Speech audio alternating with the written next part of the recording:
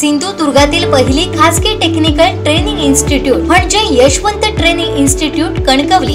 Institute मध्ये आपल्याला 6 महिने 2 महिने अशा 8 प्रकारच्या टेक्निकल कोर्सेसचं ट्रेनिंग दिलं जाणार। सर्वात महत्त्वाचं म्हणजे वरील सर्व कोर्सेसना ऍडमिशन घेण्यासाठी वयाची शिक्षणाची अट नाही।